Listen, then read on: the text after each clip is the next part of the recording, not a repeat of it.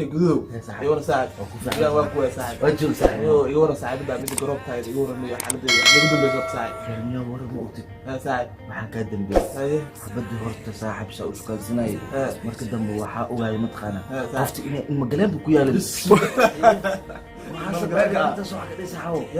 المقالة أكو أولينا سبتها هذا لو خذ اللي هاي شفت محاو كداري كل اللي جاي سواي مقلب يا لا صاحب بعد ما قصير كويس يا صاحب صاحب نوايا بنا صاحب مثل لا يسال صاحب والله كويس انا حرس يا صاحب ما انت انا كويس يا صاحب اي صاحب يجيب جيت سؤالك ودينا اي بل انا بستاع قروبه قرصك انت المهم صاحب برتي قروب سو قرصنا هذا برتي انا ودي شباب هذا قرصك انت اي صوب قروب قرصك انت سو قرصك انا برتي انا ودي شباب برتي ما قرصنا هذا بحكم ما يكنت تام قرصنيس ايه هبطا قروبه وقرصك انت هذه برتا من قرصنيس يا برتا قروب قرصن انت او قلب دور هذه هبطا من قرصنيس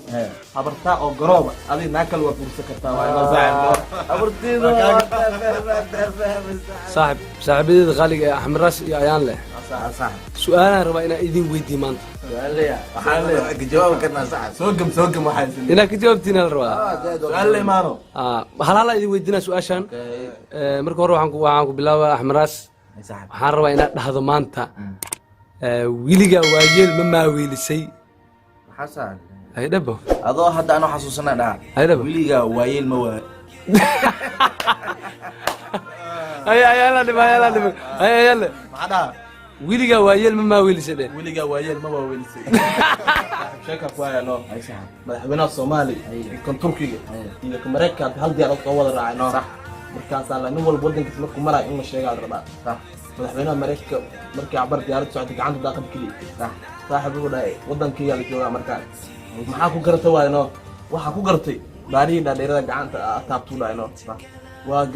saasuu ku gartay kabaa marka diyaarad soo socod kii Turkiga wuxuu dhaay kaadi gacanta daaqad ka dhiibtay sax marka waxa la maraa yiri Turkiga maxaa ku dareentaa Allah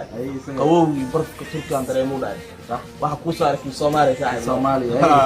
Soomaaliya wuu dhaay sacbar markuu socdo joojiye waa uu joojiye gacanta daaqad ka dhiibtay sax wallahi bilaa wadanka Soomaaliya la jooga marka maxaa waaye maxaa ku dareentay gacanta marka daaqad kala baxay saacadaha laga furto saaxiib